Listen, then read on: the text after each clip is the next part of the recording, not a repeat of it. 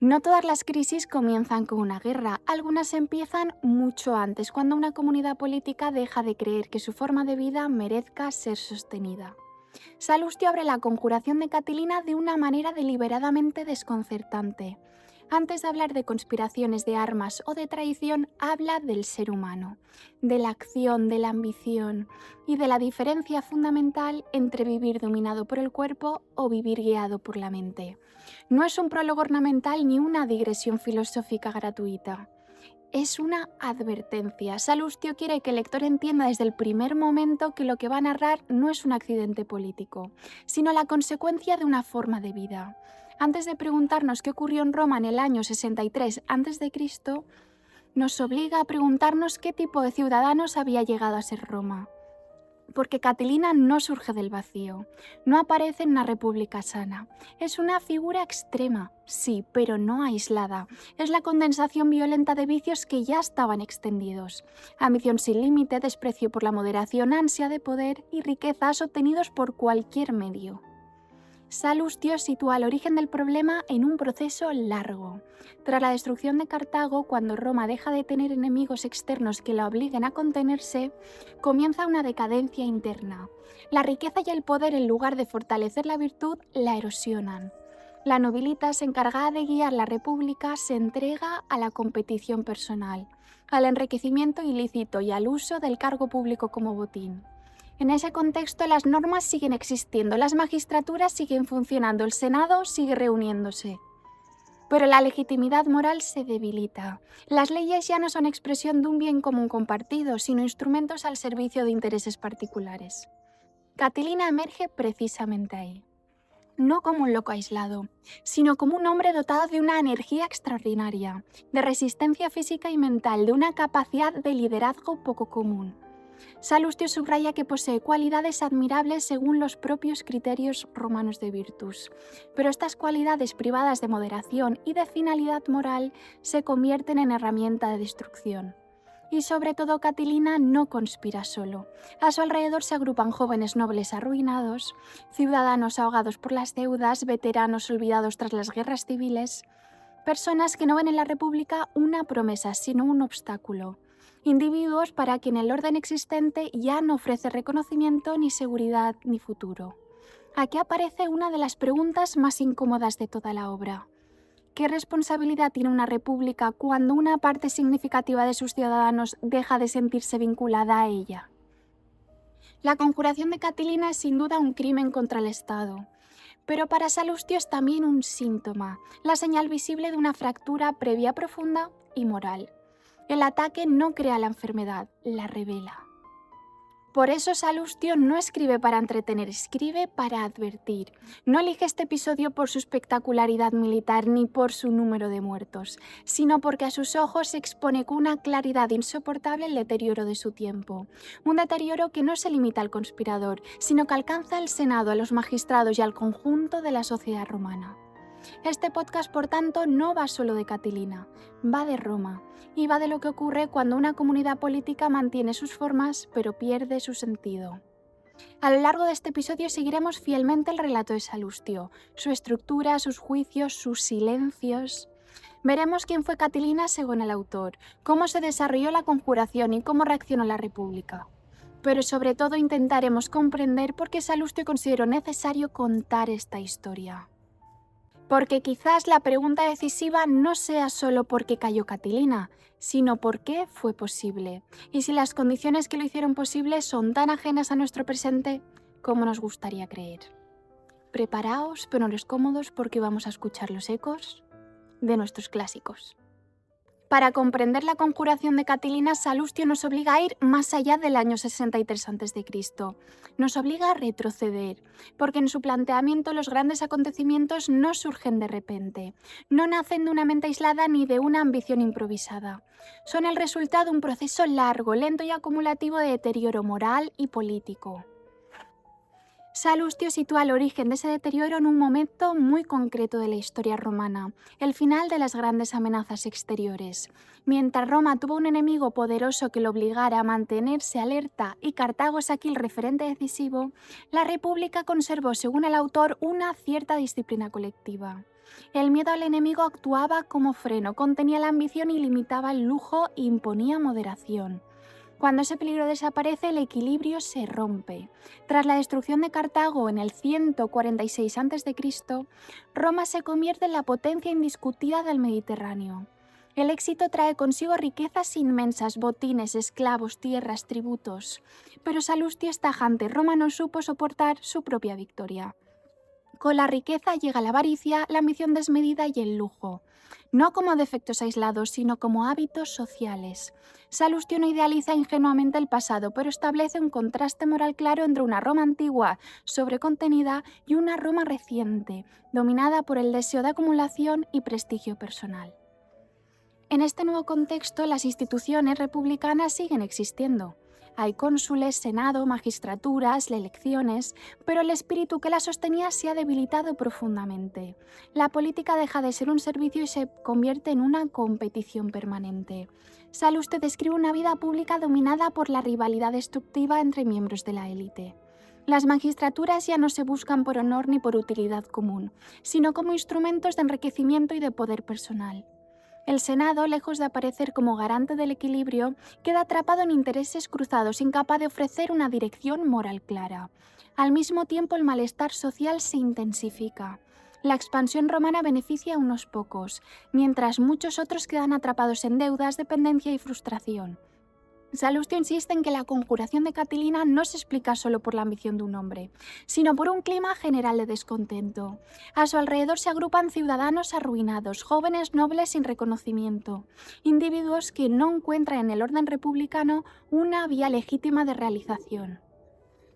Aquí aparece una de las claves del periodo, la degradación interna de la nobilitas. No porque el sistema aristocrático sea en sí ilegítimo, sino porque quienes lo encarnan han abandonado la moderación, la responsabilidad y el sentido del límite. El acceso al prestigio se percibe como bloqueado, no por la ley, sino por el abuso de poder y la corrupción. Catilina pertenece a este mundo. Pero antes de llegar a él, Salustio quiere que entendamos el clima general del siglo I a.C., un siglo marcado por la violencia interna. Roma ha vivido las reformas y el asesinato de los Graco, las guerras civiles entre Mario y Sila, las proscripciones, las ejecuciones masivas. Todo esto forma parte de la memoria reciente de los ciudadanos romanos. La violencia política ya no es impensable, el precedente existe. Sila, al tomar Roma por las armas y reorganizar el Estado mediante la fuerza, había demostrado algo devastador, que la legalidad podía ser suspendida cuando se disponía del poder suficiente. Aunque sus reformas pretendieran restaurar el orden senatorial, el mensaje implícito era claro. Salustio escribe con esta herencia presente. Cuando describe a los conspiradores, cuando analiza sus motivaciones, no habla de algo radicalmente nuevo. La conjuración de Catilina no inaugura la violencia política, la prolonga y la radicaliza. En este contexto llegamos al año 63 a.C. Roma está oficialmente en paz, pero internamente fracturada. El Senado desconfía del pueblo, el pueblo desconfía de las élites. El consenso se ha debilitado y la vida política se llena de acusaciones, denuncias, maniobras y enfrentamientos constantes. Es en este escenario donde Catilina intenta una vez más alcanzar el consulado, y es en este mismo escenario donde su fracaso electoral deja de ser un hecho político ordinario y se transforma en algo mucho más peligroso. Para Salustio este contexto no es un telón de fondo, es la causa profunda. Por eso dedica tanto espacio a describir la decadencia de las costumbres antes incluso de entrar en la narración de la conjuración. Quiere dejar claro que lo que va a suceder no es una aberración, sino una consecuencia. Una república que ha perdido el equilibrio entre ambición y virtud, entre riqueza y moderación, entre poder y ley, se vuelve vulnerable desde dentro. Y en ese punto el relato deja de ser solo romano. Porque, como iremos viendo, Salustio no está escribiendo únicamente sobre Catilina, está escribiendo sobre lo que ocurre cuando una comunidad política deja de compartir un horizonte común. Y cuando ese horizonte se disuelve, cualquier figura capaz de prometer ruptura, revancha o salvación puede encontrar seguidores. Antes de seguir con Catilina, conviene detenernos en una cuestión previa y decisiva. ¿Quién cuenta esta historia y desde dónde la cuenta? Porque la conjuración de Catilina no es un registro frío de acontecimientos ni una simple relación de hechos. Es una obra que se presenta a sí misma como proyecto. Salustio no oculta su voz, la sitúa en primer plano desde las primeras líneas explicando por qué escribe y qué pretende con lo que va a narrar. Y esto ya es significativo. Salustio comienza hablando del ser humano, de la diferencia entre vivir sometido al cuerpo gobernado por la mente, y de la gloria que se obtiene mediante acciones que merezcan memoria. Ese prólogo no es un adorno, es la clave de la lectura. Nos está diciendo que su historia será ante todo una interpretación moral del mundo político. Ahora bien, además de lo que el texto declara, sabemos por la tradición biográfica que Salustio no fue un escritor retirado desde siempre, sino un hombre que pasó por la vida pública. Cayo Salustio Crispo nació en el 86 a.C. en territorio sabino y realizó carrera política en los años finales de la República. Se vinculó al círculo de César y se enfrentó a sectores senatoriales con los que mantuvo conflictos. No escribe, por tanto, desde una torre de marfil, escribe con experiencia directa de las tensiones, rivalidades y ambiciones de su tiempo. Las fuentes antiguas también transmiten episodios problemáticos de su trayectoria, acusaciones de corrupción durante su gobierno en África Nova, por ejemplo, y tras su retirada de su vida pública, su dedicación a la escritura histórica. Sea cual sea el juicio que merezcan esos hechos, lo importante aquí es esto. Salustio escribe después de haber conocido el poder por dentro y eso marca su mirada. A partir de ese retiro, la escritura se convierte en su modo de acción. Y el propio prólogo lo formula con claridad.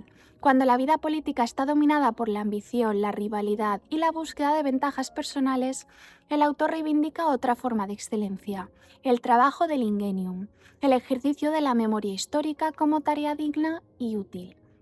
Para Salustio, la historia no es solo relato, es juicio. Aquí aparece uno de los rasgos más característicos, la convicción de que la decadencia política es ante todo una decadencia de costumbres. Salustio explica los conflictos de Roma no solo por circunstancias externas, sino por la corrupción interna, la avaricia, el lujo, la ambición sin límite, la pérdida de moderación y de sentido del bien común. Su mirada está anclada en la tradición moral romana y dialoga con formas de pensamiento moral grecorromano que le permiten interpretar la política en términos de carácter y vicio. Su estilo refuerza este proyecto. Salustio escribe con una prosa densa y concentrada, deliberadamente distinta del latín amplio y ornamental de la gran oratoria. Busca la brevitas, la frase cargada de sentido, la antítesis moral, virtud y corrupción, pasado y presente, acción y decadencia. No busca simplemente narrar, busca producir un efecto de evidencia, casi de sentencia. Y nada de esto es causal. Cuando elige escribir una obra centrada en un solo episodio, se separa del relato anual típico de los anales y opta por una monografía que le permite mostrar un caso como síntoma. La conjuración de Catilina no se cuenta solo porque ocurriera en el 63 a.C., sino porque a juicio de Salustio revela algo esencial del deterioro de la República.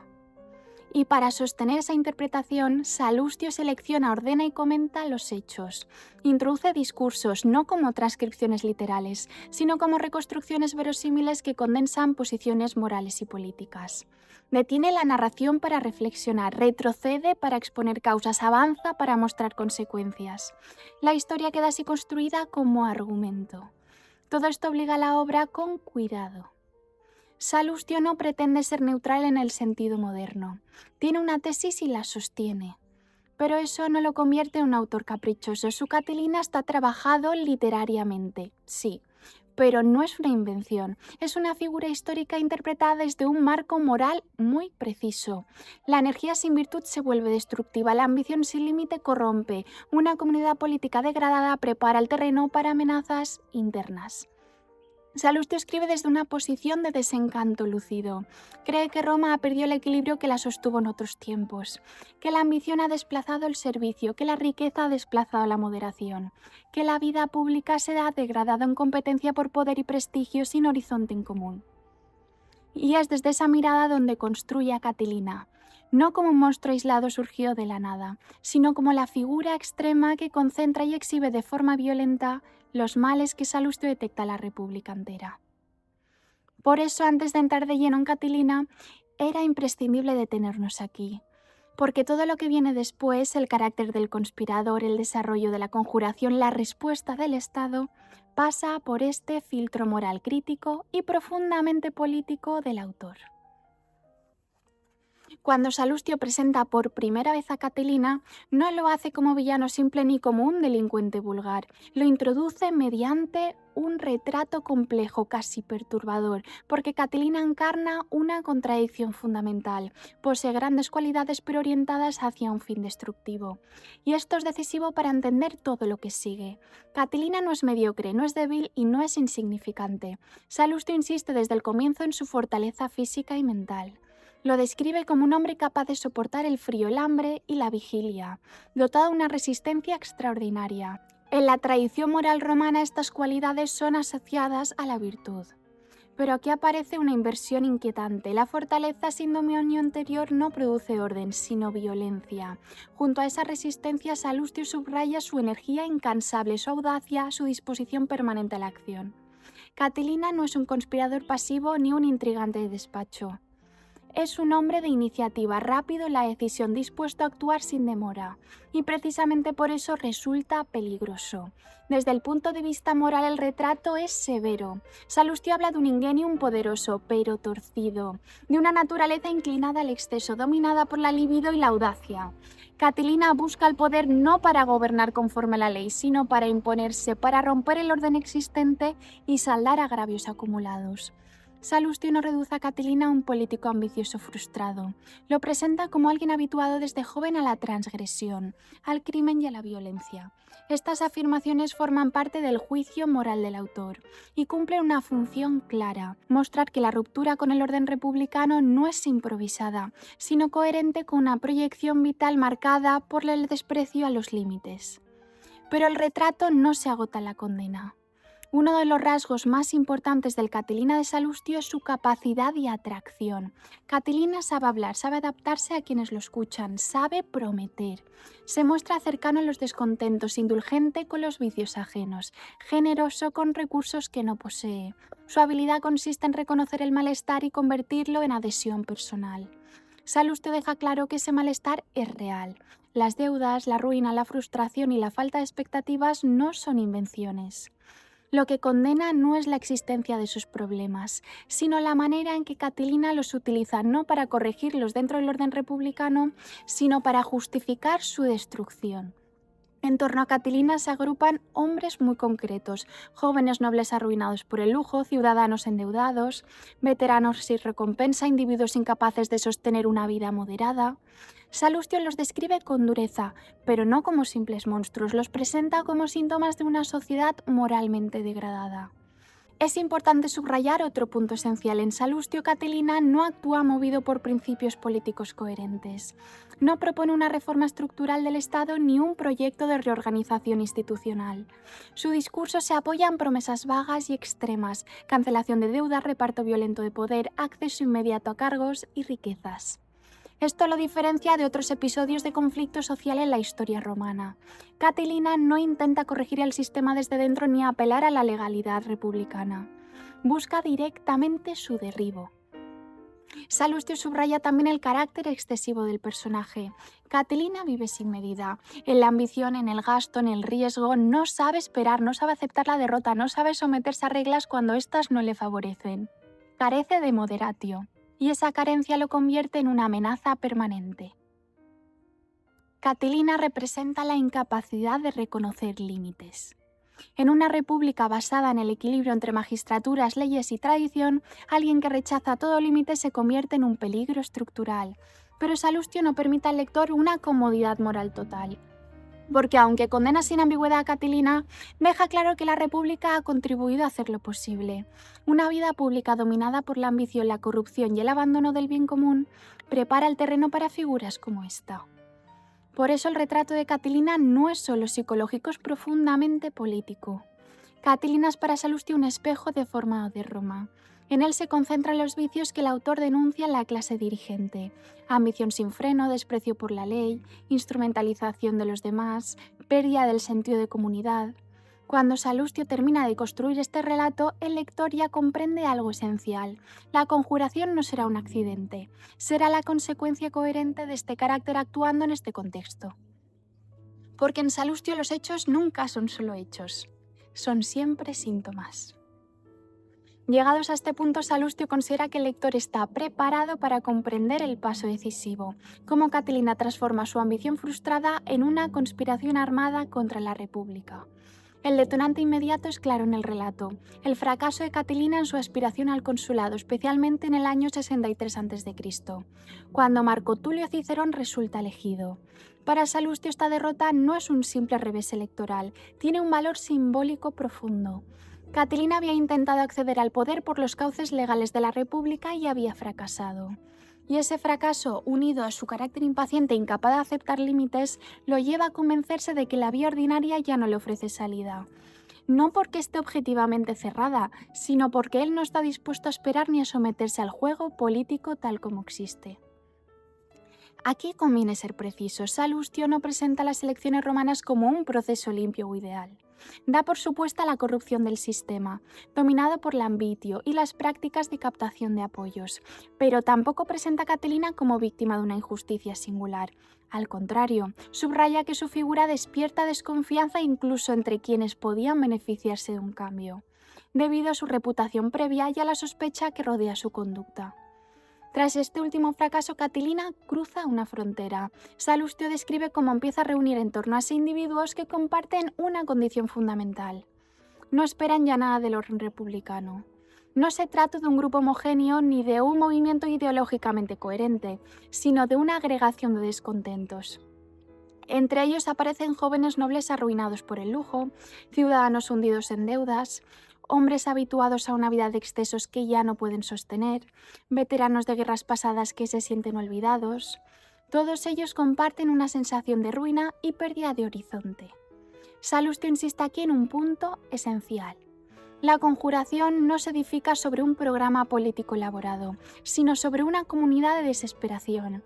Catilina no ofrece reformas concretas ni proyectos ni institucionales.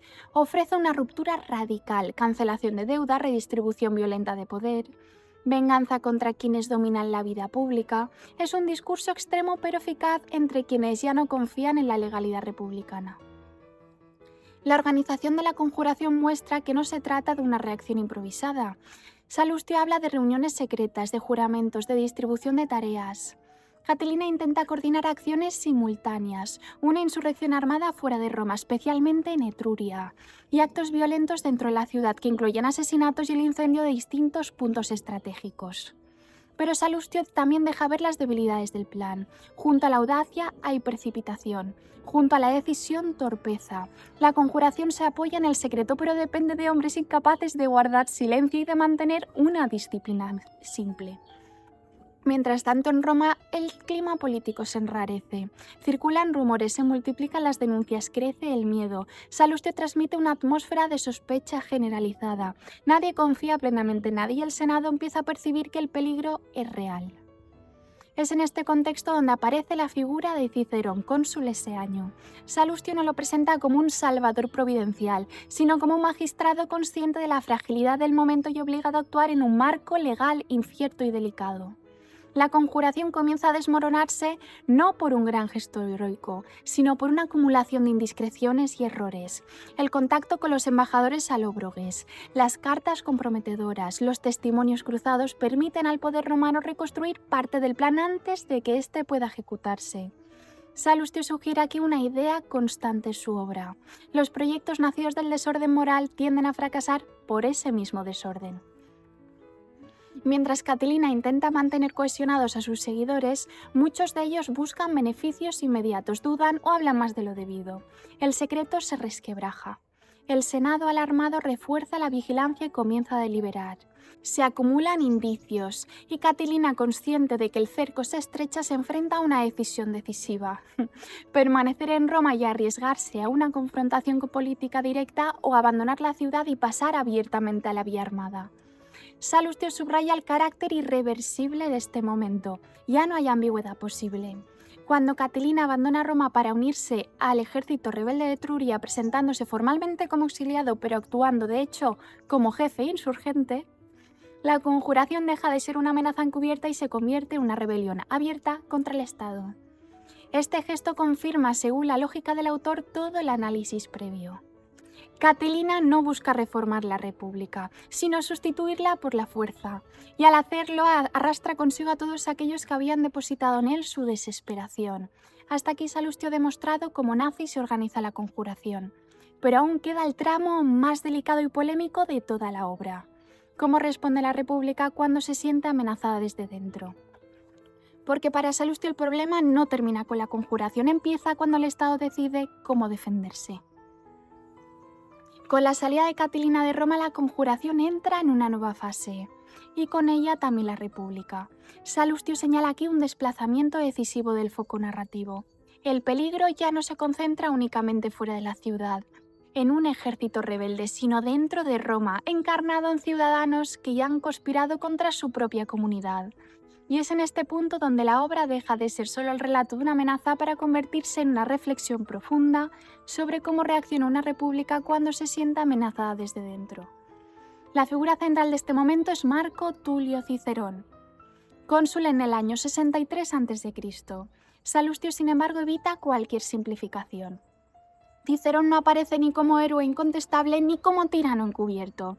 Aparece como un magistrado situado en una posición límite, obligado a actuar en circunstancias excepcionales, con precedentes incómodos y sin soluciones indoloras.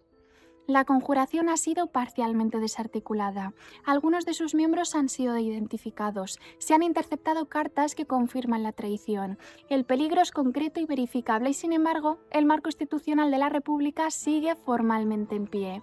El Senado existe, las leyes existen, las magistraturas funcionan, pero todo ello se encuentra bajo una presión extrema. Y aquí se concentra la tensión central. Salustio muestra cómo la República se enfrenta a una pregunta implícita y angustiosa. ¿Hasta qué punto puede recurrir a medidas excepcionales sin alterar de manera irreversible su propio orden? El proceso no es precipitado, los conspiradores son arrestados. El Senado se reúne, se delibera. No hay unanimidad inmediata y esto es esencial para el rigor del relato. La decisión no surge de un impulso, sino de un debate consciente y formal.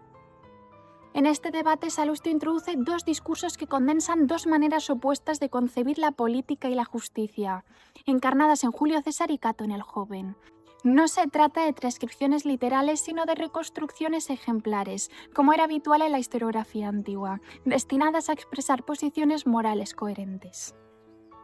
César adopta una postura prudente, no minimiza la gravedad del crimen, pero advierte contra una respuesta que exceda los límites tradicionales del derecho romano. Propone castigos severos, pero no la muerte inmediata sin juicio popular. Su argumento no apela a la compasión, sino al cálculo político. Una decisión extrema tomada bajo el miedo puede convertirse en un ejemplo peligroso para el futuro de la comunidad. Catón, en cambio, sostiene una posición radicalmente distinta. Para él, la situación no admite matices. Los conspiradores han dejado de comportarse como ciudadanos y deben ser tratados como enemigos. La indulgencia en este contexto no es virtud, sino debilidad. Salustio construye este discurso con enorme fuerza moral, apelando a la severidad antigua y a la disciplina perdida y a la necesidad de actuar con firmeza cuando la República está amenazada en ese núcleo. El contraste entre ambos discursos es uno de los momentos más densos de toda la obra. Salustio no declara abiertamente cuál de las dos posiciones es la correcta, pero deja claro que la decisión que se tome no será neutra. Marcará un antes y un después en la historia política de Roma. Finalmente, el Senado opta por la vía más dura. Los conspiradores detenidos en la ciudad son ejecutados sin juicio popular. Salustio describe este momento con extrema sobriedad. No recrea el sufrimiento ni dramatiza la escena. La ejecución no aparece ni como una hazaña gloriosa ni como una atrocidad sensacionalista, sino como un acto político irreversible. Y aquí emerge una de las ideas más inquietantes de toda la obra. La República se salva, pero lo hace cruzando una frontera. Salustio no celebra esta decisión, pero tampoco la condena explícitamente. Lo que hace es algo más complejo y más incómodo.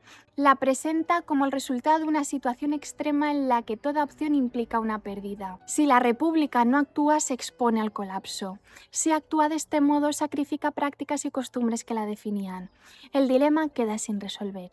Cicerón es aclamado en ese momento como salvador de la patria, pero Salustio, escribiendo con la perspectiva del tiempo, deja entrever que esa gloria será frágil. La decisión tendrá consecuencias posteriores. El recuerdo de estas ejecuciones será utilizado más adelante contra el propio Cicerón. Sin subrayarlo de forma explícita, Salustio introduce una advertencia profunda. Las decisiones tomadas bajo la presión del miedo no desaparecen con las crisis que las provocan. La conjuración dentro de Roma ha sido neutralizada, pero el conflicto no ha terminado. Catilina sigue en armas y, más aún, la República ha demostrado que en circunstancias extremas puede apartarse de sus propias costumbres para sobrevivir. Esto no es una absolución de Catilina, es una constatación amarga. Salustio parece sugerir que cuando una comunidad política llega a este punto, ya ha perdido algo esencial, incluso si logra mantenerse en pie. Porque para Salustio el problema nunca fue solo Catilina, fue el precio que Roma estuvo dispuesta a pagar para seguir existiendo. Tras abandonar Roma, Catilina se une al contingente rebelde en Etruria. A partir de este momento la ambigüedad desaparece por completo. Ya no hay conspiración encubierta ni maniobra política dentro de la ciudad. Hay un enfrentamiento armado entre romanos.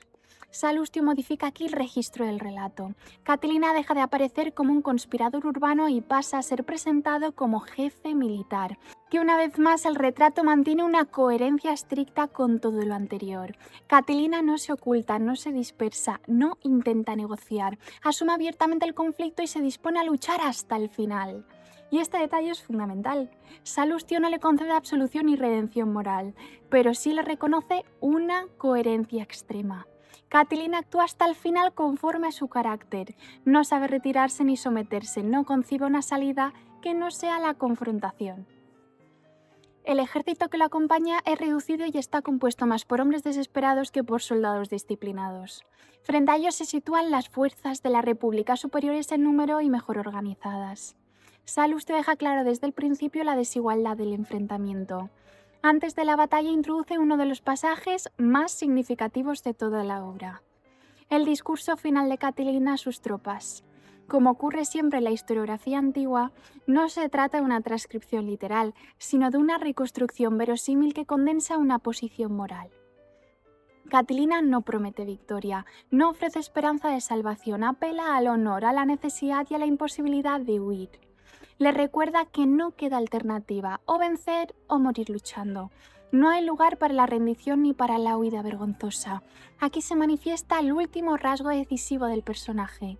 Catilina rechaza cualquier forma de sometimiento. La batalla se desarrolla con violencia extrema. Salustio subraya un detalle cargado de significado. Ninguno de los hombres de Catilina intenta escapar. Luchan hasta el final. Catilina muere combatiendo en primera línea, rodeado de enemigos con el cuerpo cubierto de heridas frontales.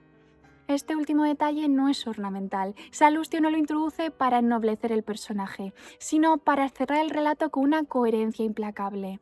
Catilina vive y muere sin medida, incapaz de moderación, incapaz de aceptar límites, incapaz de sobrevivir fuera del conflicto. Con su muerte termina la conjuración, pero no termina el problema, porque como Salustio ha insistido desde el inicio, el enemigo no era solo Catilina, era el estado moral de la República que lo hizo posible.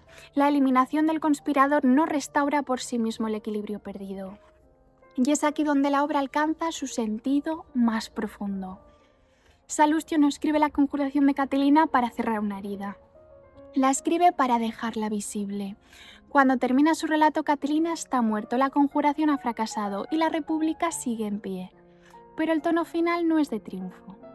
No hay celebración ni sensación de restauración moral.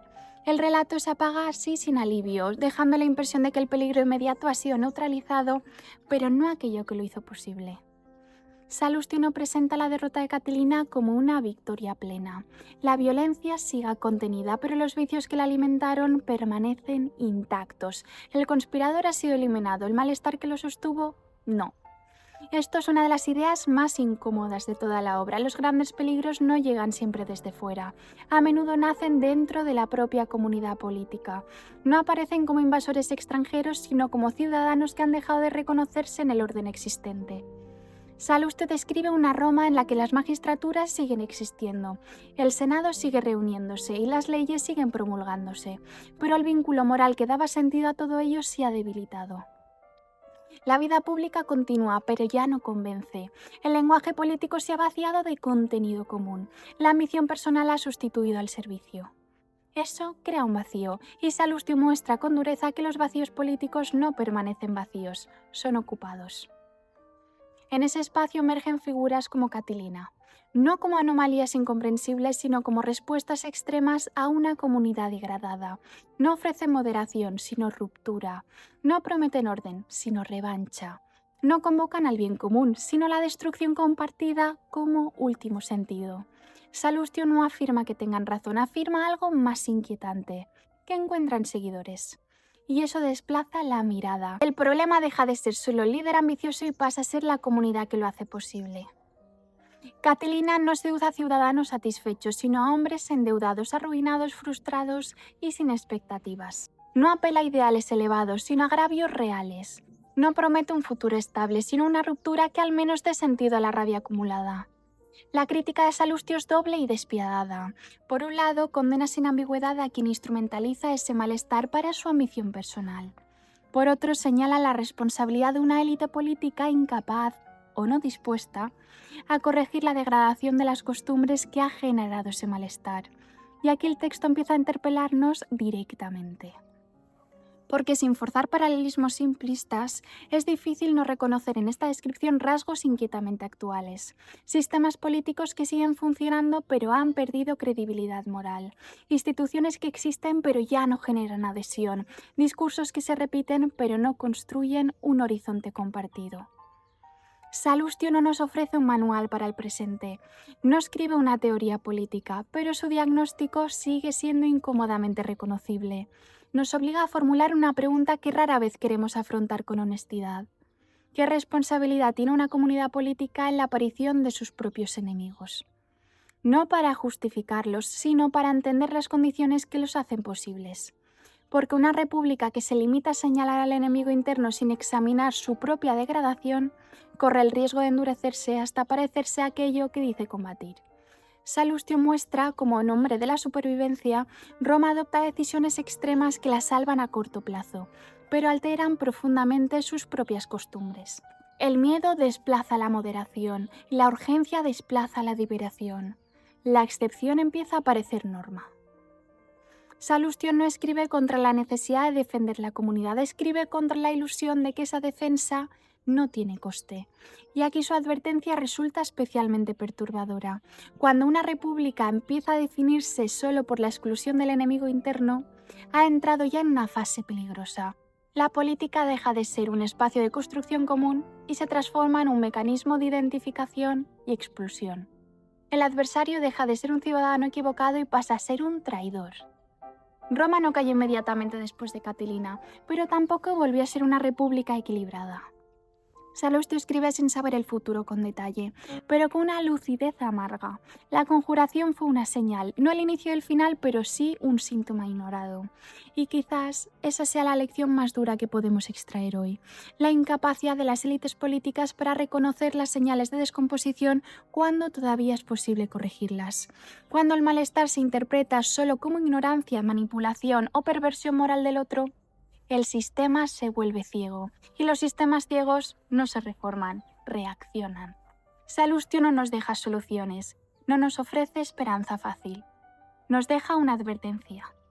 Una república solo se sostiene mientras exista una mínima coincidencia entre norma y sentido compartido, entre legalidad y legitimidad moral.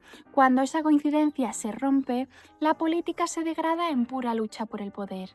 Y entonces aparecen los catilinas, no siempre armados y no siempre explícitos, a veces perfectamente integrados en el sistema que dicen combatir.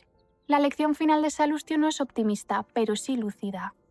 Una república no se destruye solo por quienes intentan derribarla, sino por quienes se niegan a transformarla cuando todavía es posible. Quizás por eso la conjuración de Catilina sigue incomodando más de 2000 años después. Porque nos obliga a aceptar que la estabilidad política no es un estado natural, sino un equilibrio frágil que exige algo cada vez más escaso: moderación, responsabilidad y sentido del bien común. Salustio escribió para advertir a sus contemporáneos y no fue escuchado. La pregunta que deja abierta y que este podcast no pretende cerrar es si nosotros estamos en una situación tan distinta como nos gustaría creer. Porque, como muestra esta obra, las repúblicas no suelen caer de golpe. Primero se vacían por dentro. Y cuando alguien intenta ocupar ese vacío ya es demasiado tarde para fingir sorpresa. Porque las historias del pasado no mueren, nos llegan de formadas susurradas, como ese eco. Y la pregunta es si estamos escuchando o solo repitiendo. Gracias por acompañarme en este viaje por las pasiones romanas. Nos escuchamos la semana que viene con otro autor, otro mito y más verdad. Y recuerda siempre, ¿y si no te das cuenta cómo nos llegan las historias del pasado? Como un eco de nuestros clásicos.